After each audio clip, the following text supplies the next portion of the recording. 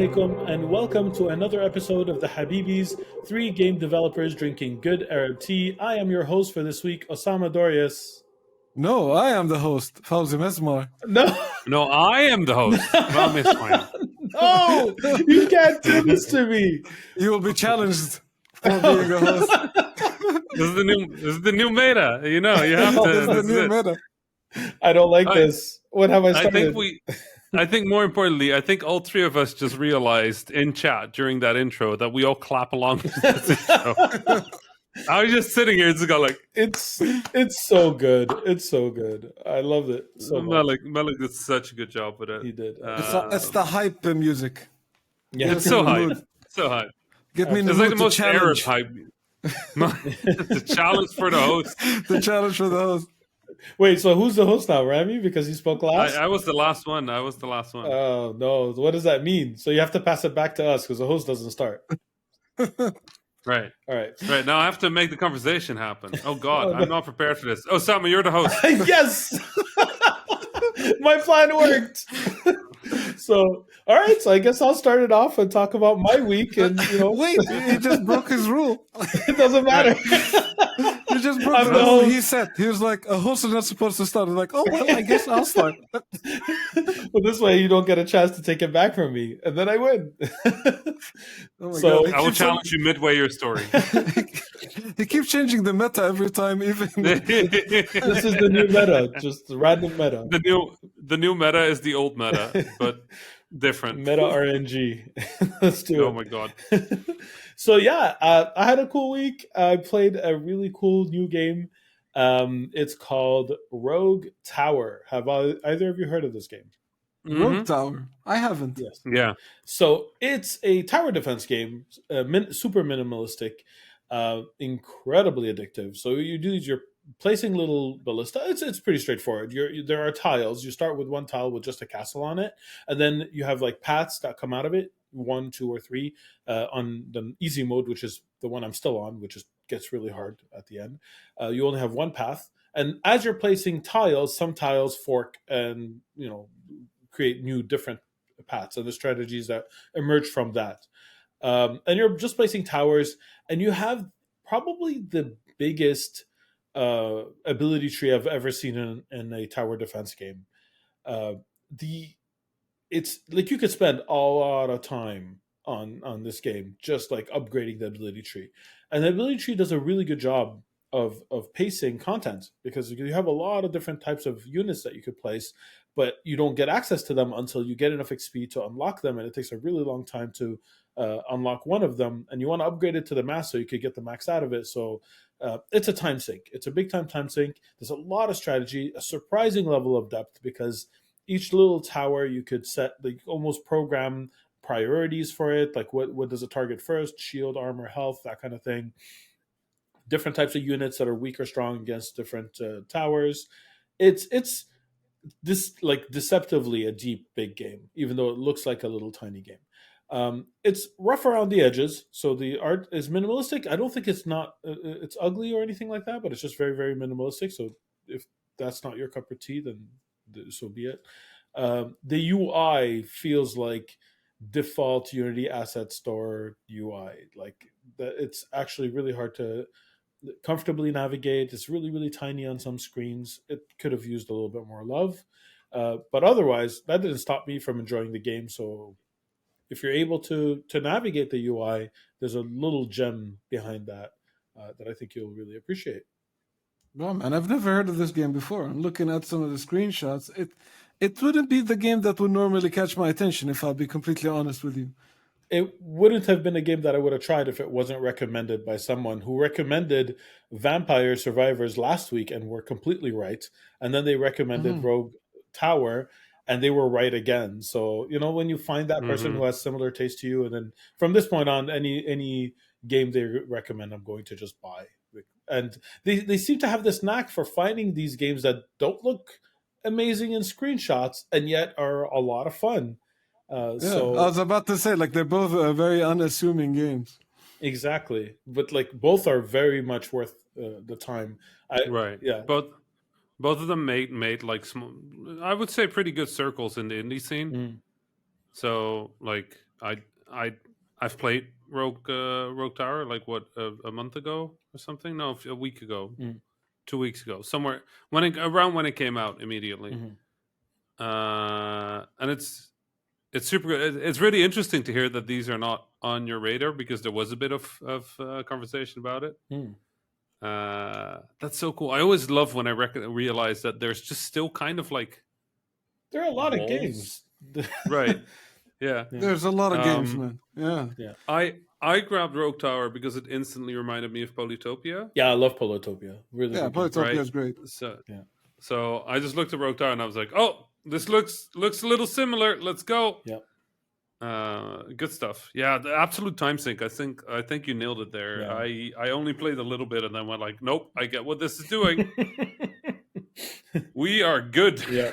I think I'm going to stop with both games for that reason, because I see right now that the diminishing returns are getting to a point where before I was getting multiple upgrades every round. Now I could get multiple rounds before an upgrade. And I'm like, okay, I see this. It's still fun, but I'll move on and get my rewards elsewhere. Still, great game. I recommend it, at least for the beginning. Also, not a very expensive game, so I don't remember how much I paid for it, but it didn't feel like it was a lot. So worth it. The other thing I did was not a game, and it might be not very timely to mention it now, but I still want to mention it because I think it was pretty cool. I watched Squid Game. Oh, the TV show. The TV show about squids playing a game. Yeah, it's not exactly. Are you sure? Are you sure? Are you sure you watched the right thing? Because I haven't watched it. That is 100% not my thing. But even I know that that's not quite what it is. Did somebody send you a cartoon and tell you that this is Squid Game, Osama? No, okay, fine. It wasn't a game about squids playing. Did it wasn't somebody send you a SpongeBob episode and tell you that it was Squid Game? It's like, where's all the violence? I don't see any violence. SpongeBob has a lot of violence. What are you talking about? Yeah, that's true. SpongeBob is a pretty violent series. But I really want to do this. I think Osama is like one of the few people on Earth who could fall for that. I'll take that as a compliment. I don't care how you. It's very wholesome. Squid Game thing. Yes. So Squid Game is one of those shows that's hard to talk about without spoiling. It's older now because it came out last year, but it's not old, so I don't know if I'm comfortable just like spilling the beans on what it is. But yeah, it is violent. It is very violent, and it's not the type of show that I could easily recommend without giving that disclaimer. I was engaged throughout. That was the one thing, is that the setup of the game, I keep saying game because game's in the name. The setup of the show, the pacing of the show was really, really well executed. I was curious to find out every step of the way what happens. So it is a game that is, that's played to the death. I guess that's one thing that you can say about it, because if you watched any trailers, that becomes clear very quickly. And it is a huge. The theme is really about capitalism. It's and like really late stage capitalism and what it could mean. So it was actually very thought provoking.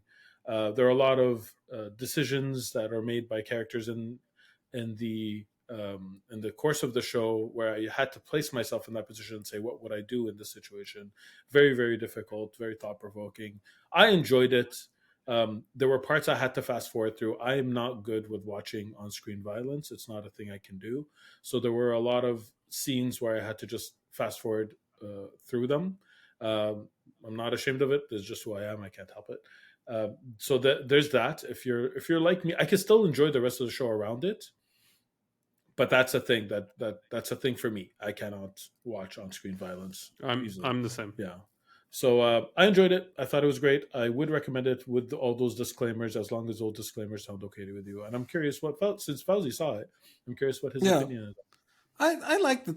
I thought it was very enjoyable. I think, like, for me, like, the novelty, I didn't see the novelty in it just because, like, I've follow anime, manga, and all of that stuff for quite a long time. So, like, if you've read or seen Battle Royale, it's kind of like that, There was even like a one time on the show I spoke about a Japanese show on Netflix called Alice in Borderland, I think is what it's called, or something like that. Alice in Uh, Borderland, yeah. yeah, which is a very similar concept, really, to this.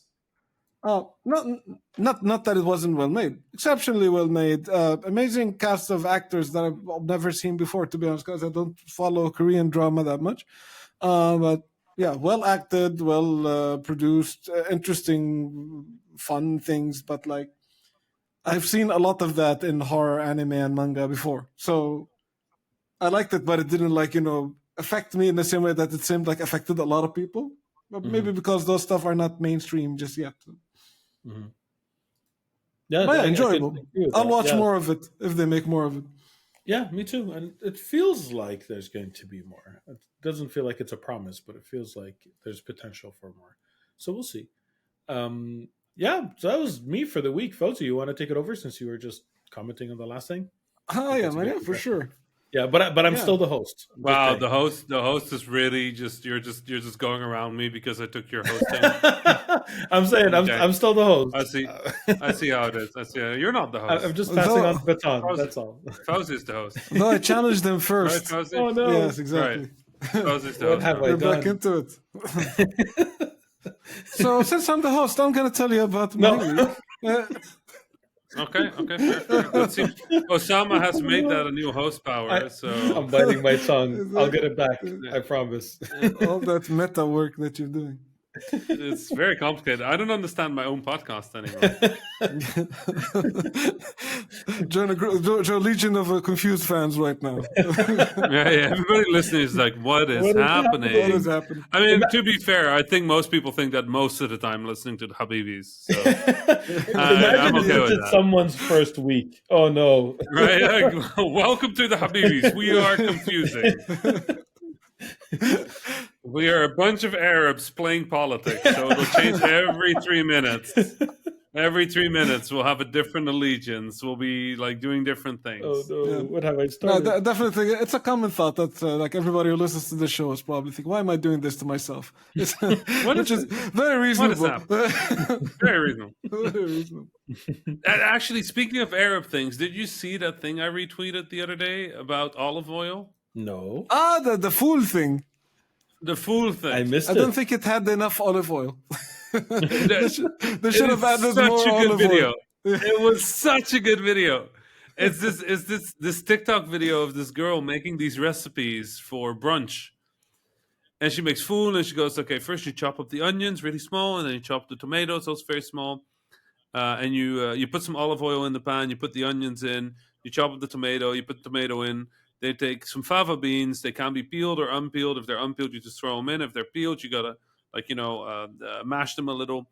They put the whole thing in a bowl and you put on some olive oil. And then as she goes through the recipes, you just kind of start realizing how much olive oil is in every single thing that we eat Wow. as a people. Yeah. And she's throwing like Arab amounts of olive oil on everything, right? And there's like a little thing with like sides where it's like pickled, a bunch of pickled stuff. And she doesn't put the olive oil. And you just literally sit there being like, wait, where's the olive oil? And then because every recipe has olive oil at like 4 separate steps of the recipe. By the time you get to the end, she's making minty, and you're just sitting there like, where's the olive oil? Why is it?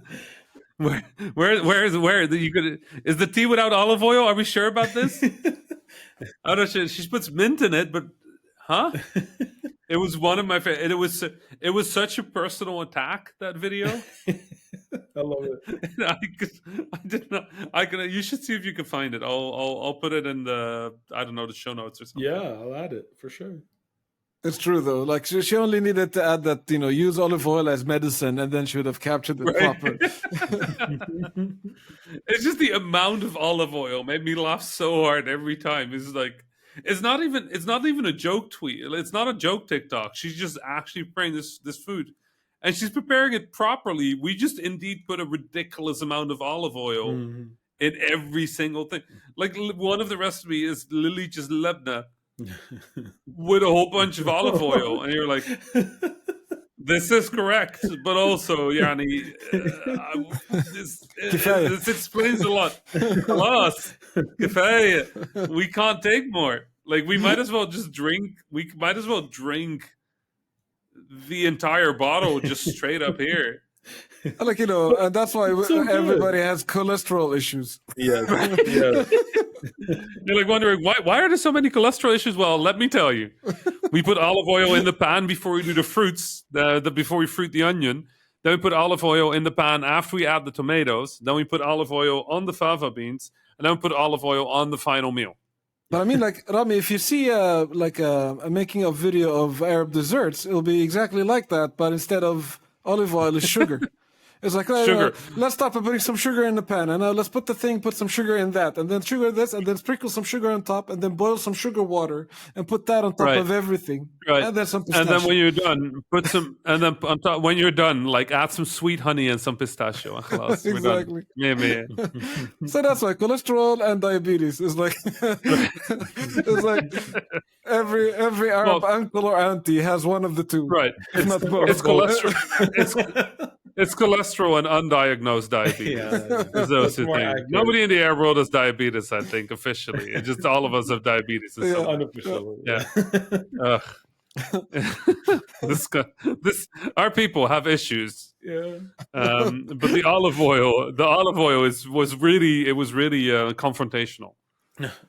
Speaking of olive oil, one of the games I played is one of those games that slipped through last year. Yalla hoy. I love it. Subhanallah. That was slick. Yeah, subhanallah. I'm just for some reason I just have a mental image of Fauzi like putting olive oil over his arms to like slip through like a small doorway or something. I just see him jumping over a bottle of olive oil. Jumping over a bottle of slipping and falling. Yeah. Seriously, this is a confusing episode if it's the first time someone's listening to it. Like, what the hell is this about? It's fine. It gets better, maybe. Yeah, but we do the Habibis. Inshallah, it gets better. We do the Habibis thing of like spending at least a couple of minutes on every segue before we get back to what the segue was about. Every good segue we do is immediately ruined by us celebrating how good the segue was. I feel it's also just most Arab thing possible as well. It's like we have a good segue, now we got to clap hands and we got to laugh.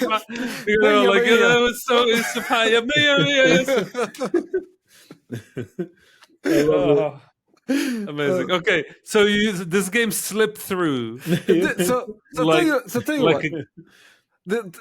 Our end of year discussions is what made me want to come back to this. So the game I'm talking about is Inscription. Excellent game. So Rami played that game earlier last year, and he spoke about it on the show. And remember when he spoke about it on the show, he was so vague. Mm-hmm. He was like, "Oh, that game is good, goes places, really good. Yeah. You should play it." Anyway, and I did these other things. So when he spoke about it in the show, I was like, "Okay, seems like a good game. I'll check it out at some point." And then we're talking about game of the year, and then Rami goes like, "This is like top 5 for me." I was like, "What? This game that you didn't say anything about is top 5?" Right. Yeah, it was top 5 for me too. Yeah, and then it was on Osama's list. I was like, what is this game that both of these guys barely spoke about, and now it's like one of the defining games of 2021. Right. So I was like, I need to check it out. So I was like, okay, there's a bunch of games coming out for like the 2022 game year is starting to ramp up. I'm gonna once I start playing those games, it's gonna be hard for me to look back. Yeah. Last week was the week I'm gonna try to get through a bunch of my stack of shame as much as possible.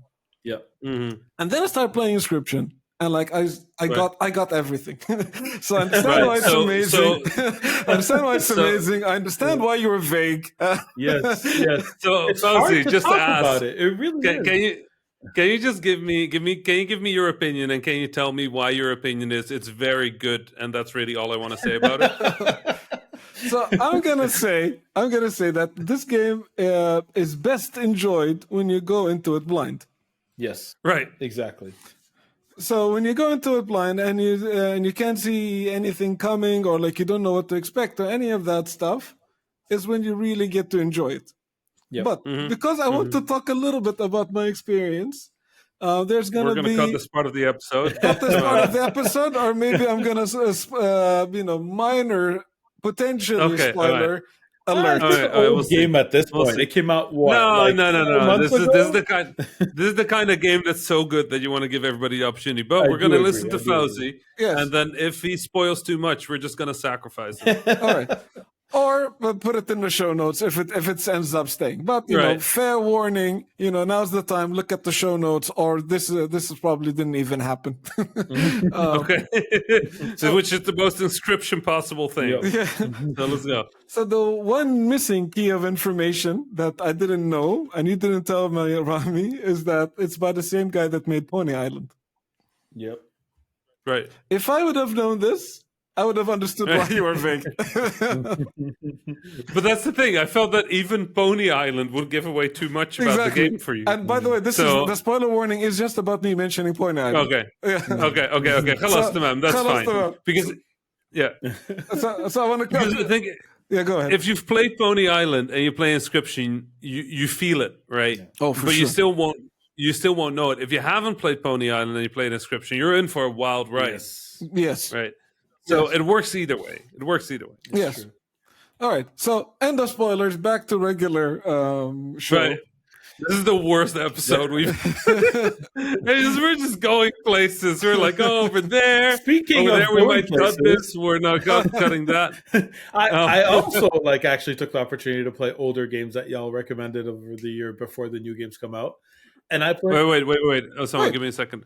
Fauzi, you're the host. No, I'm the host now. Do you want to give? I'm the host. Yeah, Fauzi, you're the host. Do you want to? Is he I'm you want to let cutting me Osama? off in the middle Yeah, of me he talking just about started the my host. game? This is wild. So Anyway, do you want to give the court to Osama? No, Is Osama, that you're two I steps away played- from being muted in here. I played Hitman 3, and Hitman 3 was a great game, and you're not going to talk over me, all right? So I played some Hitman 3. It's my turn now. I am the host again. And What? How did that happen? my foursome. Oh no! What's going on? All right. Fine. Go for it, fellas. You really don't want to hear about Hitman 3. I get it. Osama, you had your shot. I wasn't finished talking about my game.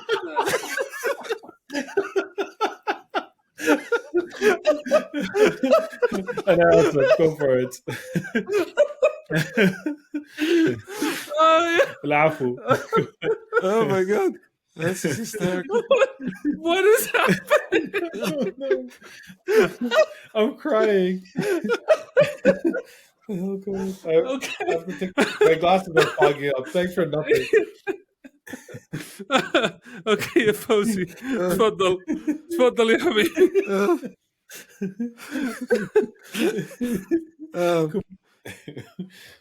Okay, we're all done, right? We're good. We're back. We're all good. We're back. Okay. Okay. Professional podcast. Very.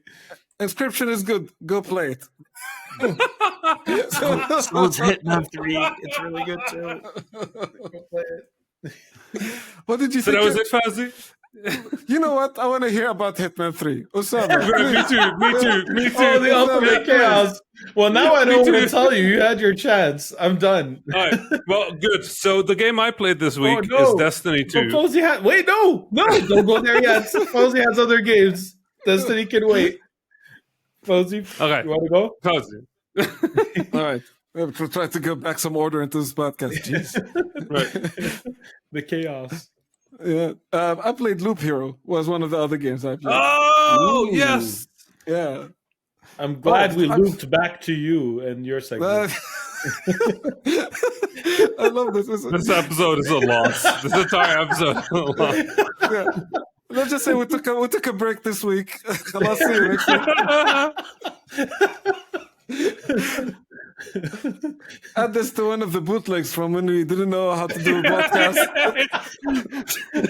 this is our fourth pilot episode. That's why it's so familiar. It's nostalgic in a weird way. Only 60 episodes. Okay, Loop Hero. Loop Hero. Yalla ya Fawzi. Khalas. Loop Hero. Loop it. It's also good. Go play it.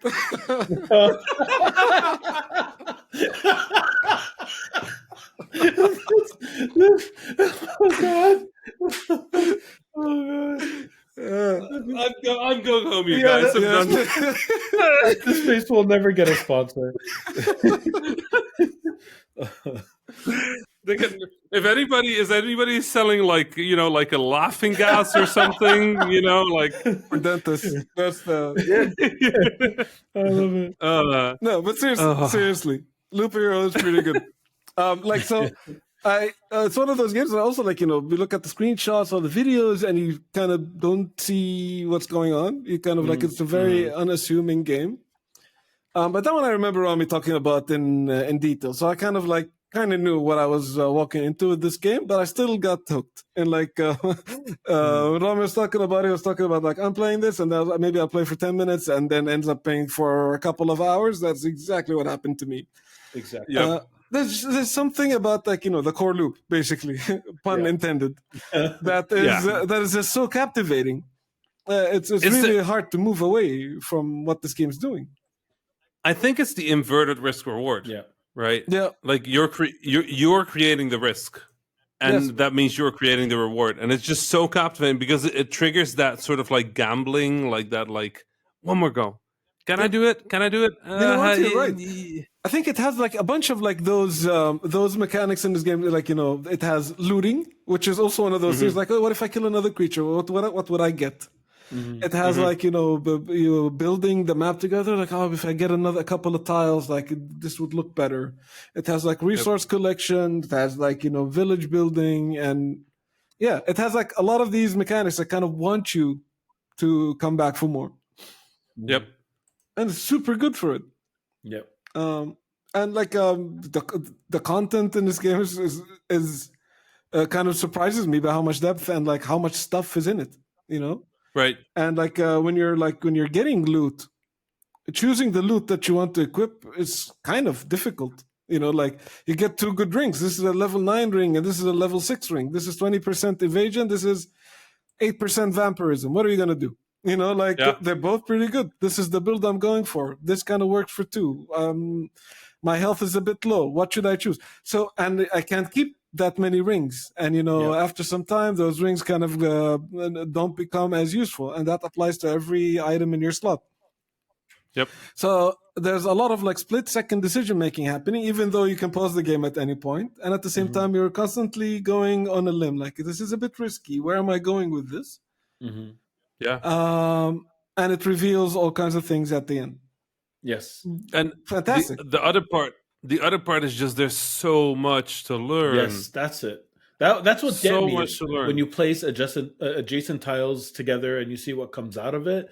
And there's no tutorial for that. It doesn't tell you in advance most of the time. It's just you discover a thing and now you know it.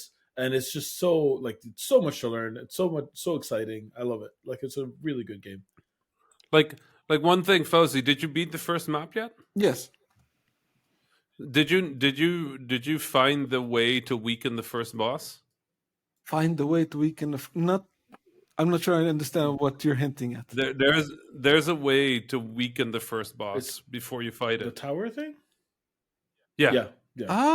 No, I didn't do that actually. Yeah, I just lost 1 million times. Right, but that's the thing, right? There are so many little jokes, tricks, insights, things you can get, things that you can learn, things that you accidentally stumble upon. That I think the funnest part of Loop Hero is, and probably not on a podcast, but just in general, is talking about all the little cool things that you learn while you're playing it. Yep. Yeah. It just keeps being interesting, even if you've played 1,000 hours of it, which I probably have played something close to that. Really? At this point, wow! I played that game every day for 2 months for hours on a day. Like it cut into my Destiny hours, which says something. Wow, Wow. that says a lot. That's why I had to quit. That's why I had to quit playing Loop Hero, and then it came out on Switch, and I had to do the whole thing again. Thanks, Joe. Wow. I could like see that a that. lot. Yeah, I only played How- it 23 hours. I just checked, which is still How does it play on the Switch, like control wise? Because I was playing with the mouse on PC.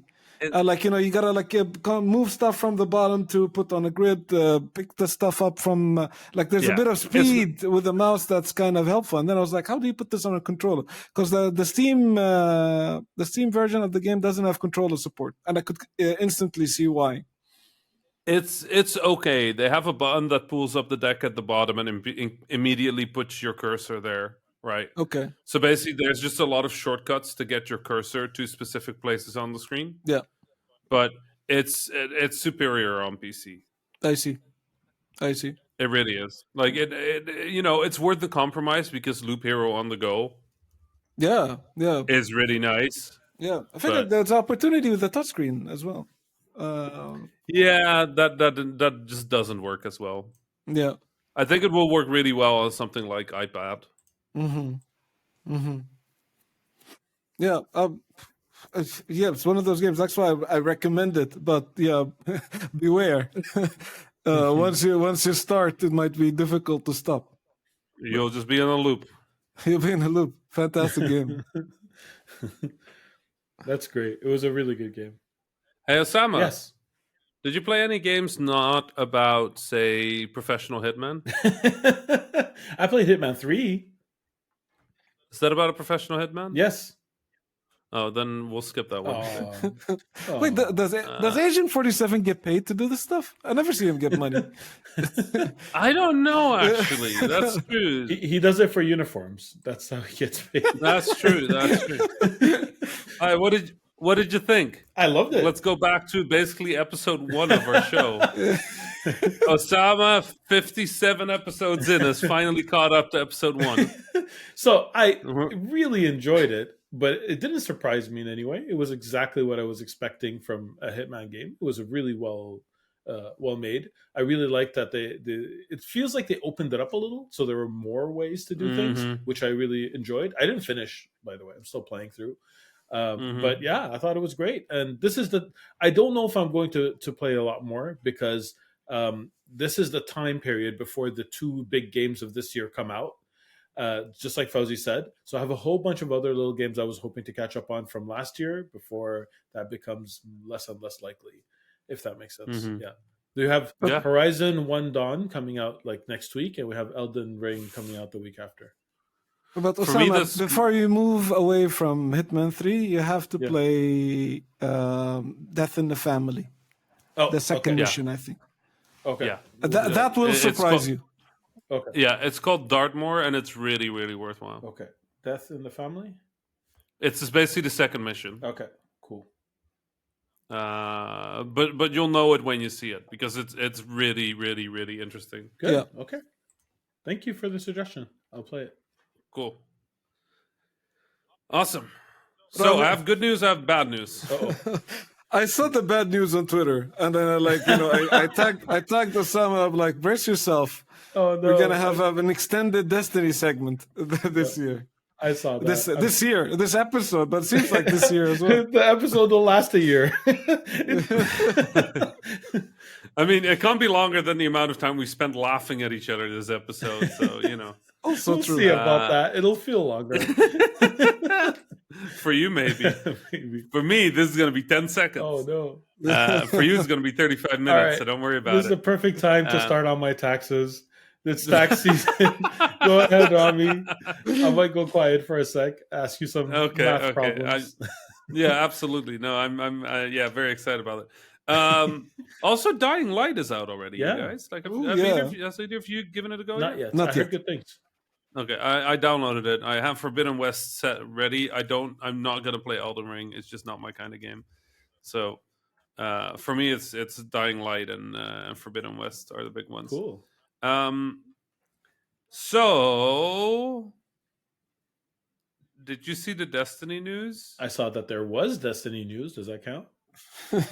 I guess. Um, the year of Destiny is about to end. Destiny runs in sort of a cycle of expansions and seasons, and the expansions are 1 year, and the seasons are about 3 months. And the last season of Destiny was kind of a weird one because they had to delay the next expansion. So instead of 3 months, it ended up being almost 6 months. Okay. And the stories are built for 3 months. So the story of Destiny has basically been quiet since a quarter, since like what, October, November, or something. And where we left it off is this antagonist that has been whispered about since Destiny 1, effectively, has shown up in our world, and she is the god of deception. So she has consistently sort of like worked behind the scenes to create a lot of the conflicts that the Guardians and our forces have been involved in. And in most cases, she was the one behind the scenes, sort of pulling the levers. And she's become more and more prevalent over the past year. And Bungie has done an incredible job of sort of like fooling us as players and like slowly revealing just the amount of influence she has had over the events of the past 7 years of Destiny. And it looks like what they're building up to is very much like an Infinity War moment. We're about to lose, right? Ooh. So we have her captured. And this season, we have built up towards a ritual that can remove her power and strip her powers away from her. She has some sort of eternal agreement with a worm that is tapped into the darkness, a worm god that is tapped into the darkness, and that's what gives her power and her ability to do all this magic and stuff. We're about to remove that power from her, and somehow the next season is about her having our powers instead. And the powers of the Hive are, there's limited resurrection in there. The powers of her species, there's limited resurrection, and they can do some cool magic stuff. Our power as Guardians is infinite resurrection. And she's about to get that power and give it to her troops. So we're about to get played pretty big. We don't know how yet. We just know that everything is in place now. Over the past season, this bridge has slowly been built, and the bridge is now finished, and it leads right to the place where we have her captured. And we're about to attempt that ritual. And presumably next week or the week after, as the next expansion hits, it's going to backfire terribly, and light and dark and everything in the Destiny universe will be upside down. So it is really good story. It's really good storytelling. It's very slow. It's very methodical. It plays out over time.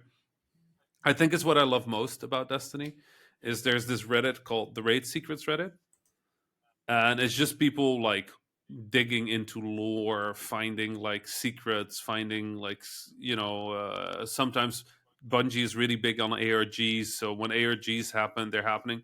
Right now, there's a really fascinating one going on. If you bought the collector's edition of the Witch Queen, the upcoming expansion, it came with this thing called a ptychometer. And it's this fictional device that you put things on, and then you tune the device with like 3 rotating knobs. And if you have an item and the correct combination of the knobs, it'll do something. It'll play a sound. It'll give you music or something like that. And in the collector's edition was a whole bunch of items and things. And if you use the ptychometer and everything else, it would give you a bunch of information and a bunch of things to decipher and a bunch of stuff. And people have put that together and researched and played with it and toyed with it and put random items, other merchandise that isn't even related to this, but was like hinted at on the ptychometer. And it turns out that all of those things they resonate with the device. There's a chip in them that allows the device to know what's on there. Like a random coin that you could buy from the Bungie store as a reward for playing has that chip in it. Wow. And it has nothing to do with it. So Bungie is just going it's going full Bungie on everything. So, and the thing that is most exciting, I was going to ask you is like this change, like, she giving the power to her troops, is that gonna change something in gameplay? It seems that so first of all, it's forcing players to move in quickly on something that they've killed. So these things are kind of coming in as champion enemies, and they will have similar powers to us, so they can use our ultimates, I see. for example. Wow. Which, my ultimate is like a big shield, and I guess you will now have an enemy that can just put a big shield in front of other units. But our supers are going to get used against us. The other thing is you can't kill a Hive Guardian unless you destroy their ghost. So after you get the kill, you're gonna have to move in and get that final kill. And if you don't, the enemy is just gonna respawn. Oh, like 100% health respawn? Just full respawn, just like a Guardian would. That hurts. So fighting two of these at the same time is a real puzzle, because you don't want to get the kill if you're far away. You don't want to get the kill in a place where you won't be able to reach the enemy. So there's a lot more strategy going on. On top of that, Bungie being Bungie, every year they do a new expansion, and every time it's just a completely new video game. So this time, what they're doing is they're changing the classes. You've got three major. Well, now you have four classes. You've got Solar, Arc, Void, and Stasis, and they're basically just sort of tech trees.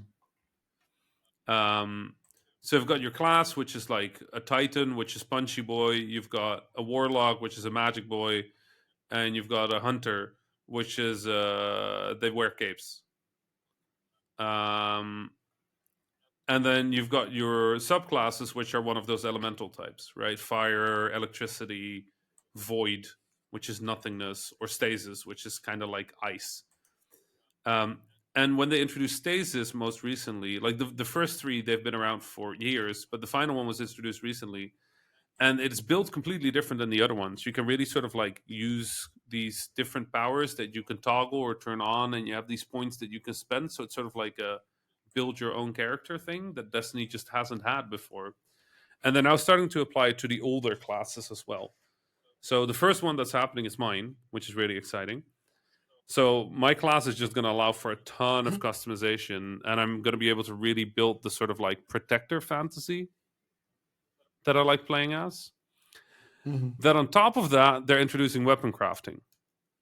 So not only can you build, craft, and theory craft your personal character build, but you can also start to craft your weapons and create the weapons the way you want them, as long as you can get the materials. So they've really sort of like added a long-term play to this game in a way that just hasn't been there. But then the most exciting thing, and this is the part that just has me incredibly hyped, when they talk about the new campaign, the Shadowkeep campaign, the Forsaken campaign, the campaigns before this, they were good campaigns. Don't get me wrong. But they were always Destiny campaigns. And I don't say that to like disparage those campaigns, because they were really good. But the best campaign that Bungie has done was called The Taken King in Destiny 1. And the thing that was good about The Taken King was that it felt like a Halo campaign. Genuinely felt like a Halo campaign. You walked over the ledge towards a bases that had gone dark, and as you walk by there, the spaceship flies by and points the spotlight at you, and you walk there, and there's enemies walking out, and they're staggering out, and there's fire everywhere, and you just walk into it, you're like, what is happening? Like, we just hadn't seen that before in Destiny. And they've done well with Forsaken, and they've done well with Shadowkeep, but when they talk about the Witch Queen campaign, what they're really saying is that's what we're doing. We're trying to build the feeling of a full Titanfall of a God of War, of a Halo, but I guess they can't really say Halo. We're building that. And that's exciting to me, because one of the things that I think a lot of people don't get about Destiny is just the story. You come in and it's like the middle of this big war and you have to kind of know what's happening, and there's all this lore and all these stories, and the current story is never quite enough to get people involved in the game, because you just have to know too much. And the story is always this continuation of the story. Well, I think if you come in at Witch Queen and you just accept, and you just come in and you go, they're guardians, they're the good people, I guess, and they have the light. And there's this witch queen called Savathun, and she has stolen that power, and she has an army of her own. You can just kind of come in and play that, right? Yeah. So everything I've heard about this has been super exciting. But the biggest thing for me is this Infinity War moment, this moment where we're going to lose. It's coming up, and it's just, it's kind of terrifying in a really nice way. It's fun. You don't lose in video games. No, it's true, right? Like, when do we lose in video games? Like, Nier Automata had a lose moment, The bunch. I guess. Yeah. Yeah, Nier Automata was continuous loss. Yes. I guess Yakuza does it every now and then. Yeah, That's kind of it, right? but not like this. Not in the way you're describing. No. Which is definitely interesting. No. Yeah, so I'm just really excited about it. I can't wait to see how we're gonna lose. The chess pieces on the board right now are incredibly powerful chess pieces. We've got Marasov, which is sort of like one of the most enigmatic characters since early days of Destiny 1. She's an incredible, powerful, like, mage, effectively. She has cheated death. She has deployed entire armies against our enemies, but she's not on our sides. She's not against us. She's kind of unpredictable. She's on our side right now, and it looks like she's about to lose a really big play against Savathun, which is sort of her main opponent on the chessboard. And I don't know how this chessboard is going to look after this, but as somebody who loves the lore and the world of Destiny, this is like probably the biggest thing that has happened in Destiny ever. So it is very exciting. Rami, earlier you were saying that you had good news and bad news. So this is the good news. Right. What's the bad news? The bad news is I can keep talking about this for the next 3 days. I cannot oversell how excited I am about this game. This is probably my favorite storytelling in the history of video games. I really feel like I missed out. I played a little bit of Destiny 1. I finished Destiny 2 like vanilla when it first came out. Was not invested in the story at all and fell off. I played a handful of times since then, getting lost in the hub each time because I think right now if you just want to jump in, it's really difficult. And I hear so many people are so invested in it that I feel like I missed out. But every time I try to get in, it's so hard. It's really, really hard. The onboarding is really bad, but I'm going to tell you too, if there is ever a moment to jump into this game, it's going to be in 2 weeks. Because they're bringing everybody up to the same power level. They've simplified a lot of the systems. They've standardized a lot of the systems. Because one of the problems that we were having right now, for example, the hub that Habibis, that Osama, that Habibi Osama was talking about. Was because a lot of the characters in the hub were introduced in different seasons of the game and were all using their own distinct ways of talking and rewarding, and so they've sort of standardized things out so everything kind of works the same way. They've simplified a lot of things. They've worked into turning everything into structures that are easily to follow. And they're using this current moment to simplify a lot of the onboarding, I think. So I'm very hopeful that the upcoming onboarding is going to be better than it was before. But I'll be really honest, Destiny remains a game where if you want to join, the best way to play is with what we call a Sherpa, just somebody who does play the game. Because there's a lot of interesting, fun little nuance about the game that you can learn over months of play, but it's just not a play it alone kind of game. It just really isn't. For better and for worse, right? Well, I'll give you this. Your story was a lot more interesting than my taxes, so thank you for that. Wow. Incredible. High praise. Incredible. Rami, did you end up doing your flight exam? I did. How did it go? I passed. Nice. This is 1 out of 7. Oof. And I told you how this works, right? It's set up like a roguelike. 18 months, is it? You have now? 18 months. The clock is timer ticking. has started. The timer has started. The other thing that's really exciting is my last flight class on Saturday, the previous one I did. I had a different teacher, different instructor. And what was interesting is this guy was really chill. and just kind of went like, okay, let's just see where you're at, right? Yeah. So we just kind of got to fly a little, and he was very hands off. He just let me make mistakes, Hmm. right? Instead of like what my normal instructors do, they kind of always correct. And for my normal instructor, it makes sense. He's seen me fly from the start, so he knows what I'm good at and what I'm not good at. Yeah. So he corrects. And then I had a different one who also was, corrected a lot and gave me a bit more space to sort of like go places that I wanted. So that's when I flew over the town I was born in. And then this guy just basically just let me fly, and let me fly my circuits, let me fly approaches. So I did 5 approaches, 5 almost landings. Wow. And at the end, he just kind of goes like, if you keep flying like this, I'm going to hop out of the airplane and let you do your solo. Wow. And obviously, this is kind of the thing I've been building up to. This solo is sort of like your first solo is sort of like the defining moment of your flight Of class. course. And it's like the most memorable part of any pilot's career, I think, is the first time there's no instructor sitting next to you. So they actually get out of the airplane. It's just you in the airplane. And if you manage to do that, if you manage to complete that flight, you basically get permission to fly the airplane with permission of an instructor, but without an instructor. And you need to get like 35 hours of solo in before you can go for your final exam, and 10 additional hours of instruction. But the big thing before that is I need to complete those theory exams, and there's one more practical exam that I need to do, which is radio communication. I'm so So it's proud of you, actually Habibi. You came such a going long so way. fast. Yeah. That's amazing. It's going man. so Yeah. fast. Yeah. As soon as I get that solo, it's going to go even faster because I'm just every day I can fly. I'm just going to go to the airport and fly. Man, like Like the minute, like I don't even fly, and the minute you mentioned that solo is when he steps off the plane and I'm flying on my own, I freaked out. You know, And, like I have no intention of ever flying a plane. Like, Right. well, lots of No. respect.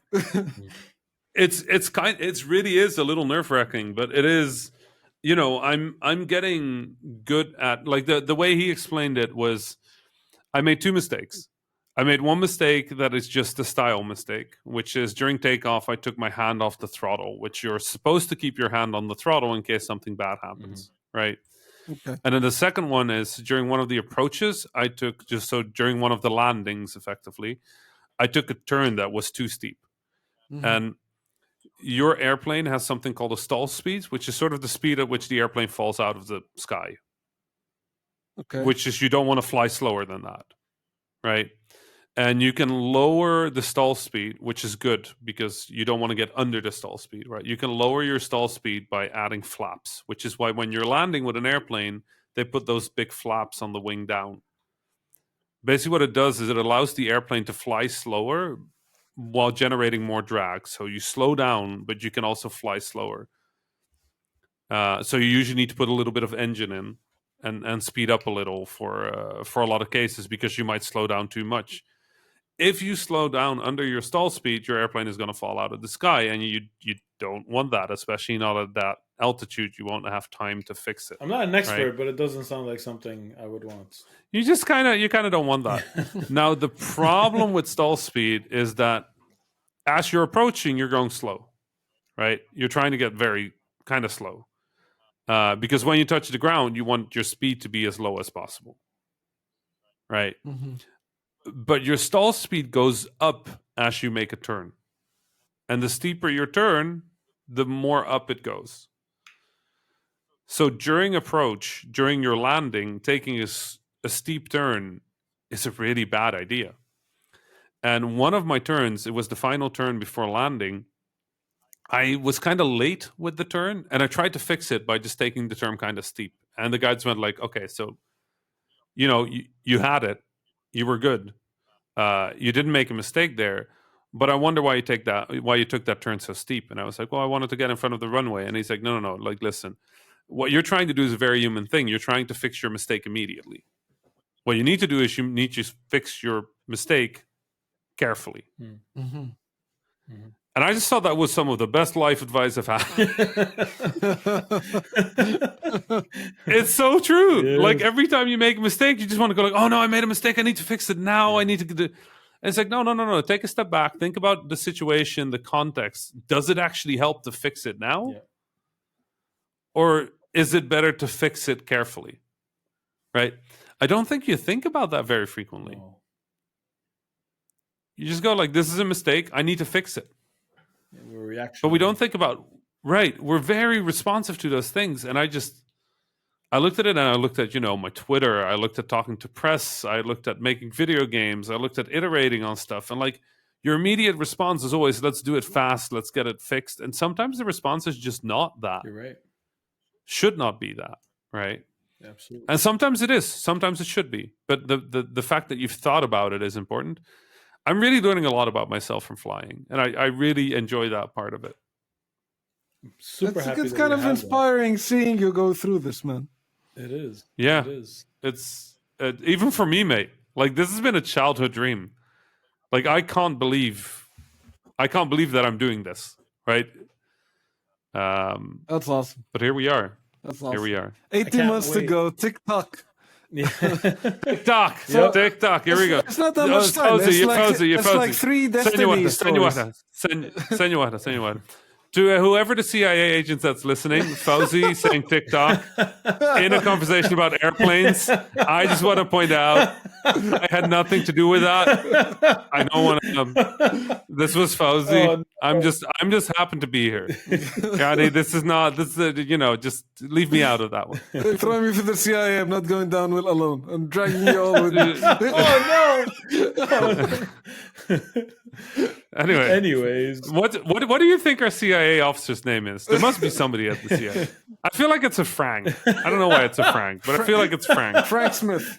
Anderson. I like it. Yeah. Smith Anderson. I love it. Frank Smith Anderson. That's it. Here we go. There's a dash between the Smith and Anderson, right? Yeah, it has to be. A hyphen, if you may. Yeah. There's a hyphen. Yeah. All right, moving along from this fictional CIA agent's name. I mean, the CIA agent is real. The name is fictional. Right. Our first email today is from Frank Smith Anderson. How does that happen? I don't know. Let's see. We're here now. Okay, so the first email today is from Frank Smith Anderson, and it just says TikTok Fauzi. Oh! How thoughtful. Very strange email. Osama, do we have other emails? We have other emails. Let's ignore that one. So our second email of the day is by our friend Jose, who is a frequent writer. We love hearing from you, Jose. Keep it coming. Jose writes, Unity, Unreal, Steam, itch.io, and others have all served to make game development ever more accessible, but we still don't really have the same parity of democratization that video production does, for obvious reasons. As professional industry media continues to be sucked into ever larger corporate black holes, do you see any hope that any day game development would become as easy as pointing your phone to your face and taking a video? Do you think the indie future will be one where Game Pass becomes the next YouTube? Thoughts? Yes and no. Yes. Let's start with the no. Yeah. No, I don't think game development will ever be as easy as pointing a camera at your face. But I do think the paradigm of that will become possible in game development. And the paradigm of it is, if you think about photography, it used to be that you had this device with a lens, an objective, that you needed to set the shutter speed, you needed a light measuring device, you needed to think about the diaphragm, you need to use, there were all these considerations of film and how you developed it, and you had to develop it yourself or go to a specialist, and like your camera was this big device that required expert analysis. And now you just have a phone, you point it, you press a button. And I think the paradigm of simplifying it down to the most critical act of it, which is, for a camera, it's where you're pointing it, right? And how you're pointing it. That's the most important thing of taking a photo. Everything else is bonuses, right? And they can define a photo, they can change a photo. If you're an expert, you can manipulate what the device does in spectacular ways to do way more interesting stuff than you can do by just pointing your camera at a thing and pressing the button. But the heart of it has simplified down to point, click. Mm-hmm. And I think for game development, we're looking at that same paradigm shift. Yeah. The basics of making video games have become easier and easier to the point where there are now online websites where you could drag and drop Pac-Man into existence, right? There are tools that most people would be able to use to generate levels, things like Roblox, things like Minecraft. All of these are Mario further Maker, democratization. Yeah, Mario Maker, Game Garage Builder, Scratch. right? Scratch. Like all of these tools are increasingly accessible game development tools. And I think what that means is the entry level of being a game developer is getting lower and lower, which I think is exciting. That said, I don't think we're at the point yet where, a good iPhone or Android photo is really good right now. Right? It does focus, it does AI processing, it does all of these things for you. And if you put a game together in one of those tools that is very very accessible, it's not usually a good game yet. Yeah.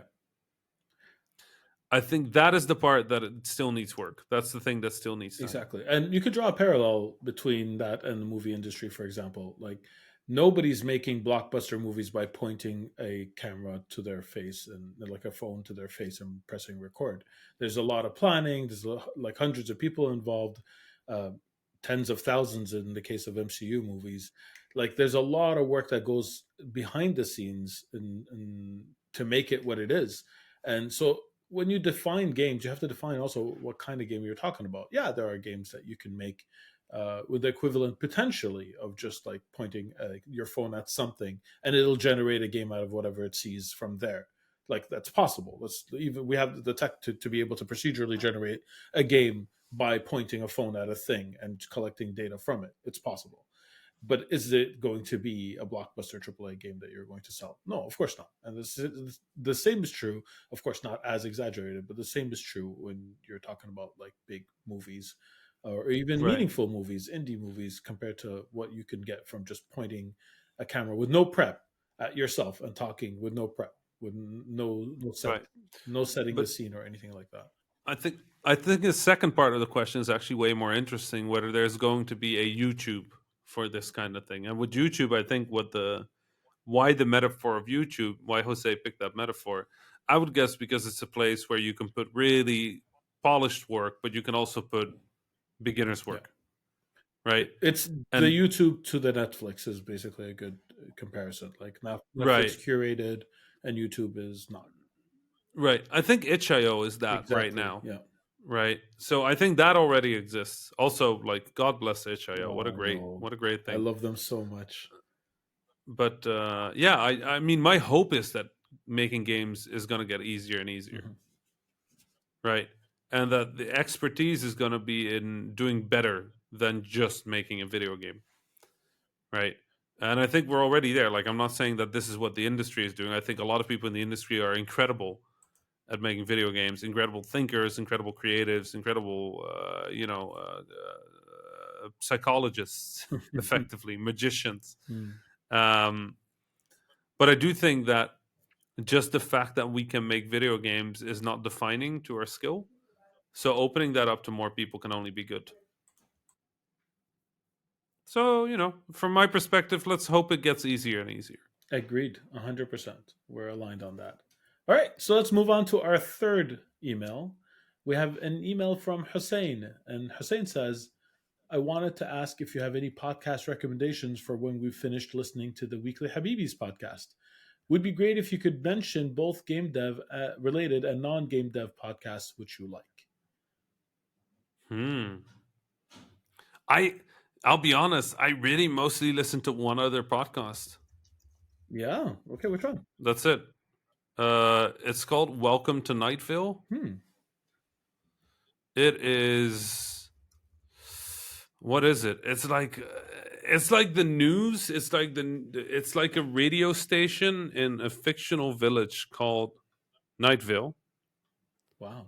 And Nightville is a town where ridiculous supernatural stuff happens, but this radio station presenter is obviously very used to that. So there will be something like, and this week's community schedule, Monday, we are cleaning the park, but not under the tapestry near the center statue. Tuesday, there will be a march from the street near the post station, in the street near the post station. Wednesday is cancelled. Thursday, and just like, just the Wednesday is cancelled. It's just a random thing that happens, but it makes total sense to him.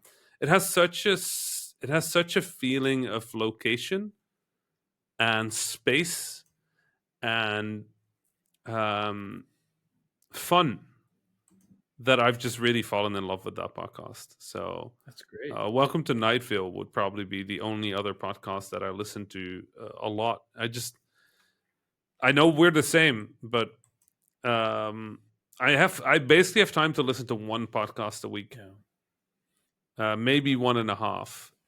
And the two podcasts I listen to are the Habibis and Welcome to Nightville. Yeah, so that's fair. I have to confess, I used to actually listen to a lot of podcasts, but since we started recording ours, I haven't found the time. This took the time of listening to podcasts away. Wow. But I can still recommend the ones I used to love. I think that's still. Which ones? So, in terms of video game podcasts, my favorite was Idle Thumbs. The reason I liked it is because a lot of game-related podcasts are from the point of view of gamers, and that's totally valid and totally okay. But Idle Thumbs, they were all game developers, so I used to be able to get a little bit of that insight of seeing behind the curtain, having an understanding of like production and whatever. Like getting that insight was a lot more valuable to me, and I enjoyed it a lot more. You didn't get the statements that you get from other gamer podcasts that I tried to listen to, like, oh, they should have just added multiplayer and delayed it 2 weeks, things like that I would have made me rage quit. So Idle Thumbs was great.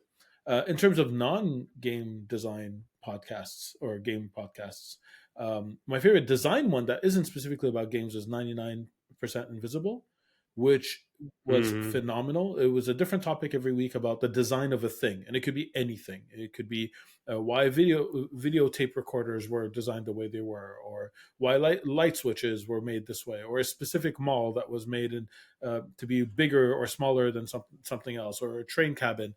It's random things, but it's always fascinating. Always learned something, and even when I didn't really learn that much. That sounds good. So good. Highly recommend. Yeah, that sounds great. Yeah, I don't know. Like, wait, Fauzi, you've been very patient before you speak again. Yes. I wanted to. Which podcast is your podcast? I missed the first question, so I thought maybe I'll pump in for this one. I'm here. Yeah, welcome. I think a design podcast I really like is an interview podcast by Thorin Johnson, I think is his name. Oh, it's called yeah. Designer Notes. Yeah. Yep. Super cool. A bunch of game developers talking on the air, so it might sound a bit familiar. Right. I like that. Some of the podcasts I used to listen to, I listen to podcasts usually when I work out, so that's like my podcast time. So there's one workout goes to the Habibis. But others, like there's a podcast called Reply All. That kind of enjoy it. Depending on the episode, Reply All can be a little bit of anything. It's a podcast about the internet of some extent. Sometimes could be an investigative journalism episode in which like some weird thing happened and then like they try to track it back, or like the latest internet meme and where does it come from and they trace it back. So usually fun stuff that I quite enjoy. And a bunch of there's this comedy podcast that I enjoyed the first couple of seasons of called "My Dad Wrote a Porno." I don't know if you guys. Astaghfirullah. It is kind of haram, but kind of hilarious. It's like one of those things that like I'll be in the gym and like laughing to myself.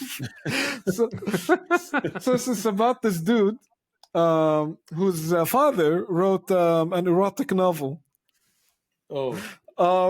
Under an alias. So after he I mean, that's I guess what else did I expect with that title? Right? And and like the whole family knows kind of thing. And then like the son takes this novel, this work of art with their friends, and they read it on a podcast. Oh my God. The son reads it, and then like everybody else comments on it, and it's hysterical. That definitely sounds haram, though. It is very haram, but it's very funny. Very haram. But also, like I have to say, it never gets super explicit. So it's funny. So it's halal. Yeah, it's maybe not the Ish. It's makruh. Halalish. It's makruh. I'd like to add one last recommendation of a podcast I used to actually really, really like before. It's called Hardcore History. And what's really... Yeah, that one was good. I really liked it. So the person, I think his name is Dan... Hold on, let me look it up. Dan Carlin. His name is Dan Carlin. Dan Carlin is not a historian. But he has a voice, and he has a way of delivering history that's incredibly interesting, so it sticks better for me. So I highly recommend him for that. But he'll tell you, like in almost every episode, he mentions, by the way, I'm not a historian, because like I think he has a little bit of imposter syndrome, but he is not an imposter as far as podcasts go. It's very, very entertaining to listen to, and he goes over all the big events like Genghis Khan and Napoleon and all these things. Highly recommend that. I like that you put Genghis Khan and Napoleon in a list as if they're kind of similar. They're very similar, right? My dad would have some words for you. You don't know the history? Like Napoleon, what did Napoleon do? He had like Europe for like 11 years. What are you talking about? Like, what is happening? Fair. Okay, come on. Don't, but if you're listening, don't listen to Osama. Oh no, what did I do? Also, Frank, don't worry about it. I think, Frank, forget about this. I think this is a good time to end it before I say anything else I'll regret. What do y'all think? Oh no, Fawzi's the host. Fawzi's not. I took it back. I challenged you. Remember? I challenged you. All right. Well, if you want to send more emails, send them to info@habibis.com. All right, you know what? I won't fight it. It's fine. As long as I get the emails, I'm happy. Exactly. You will get the emails. You will get the emails. So wait, who's shutting this down? Who's shutting us down today? I'm the host now. I'm the host. All right, wait, I'm the host. Am I the host? If you two are fighting about the host, I'm just going to be the host. All right, everybody, thank you very much for coming and send us your emails. And this is the awkward ending. Coming to listen. Stop. All right, we're done. Salam.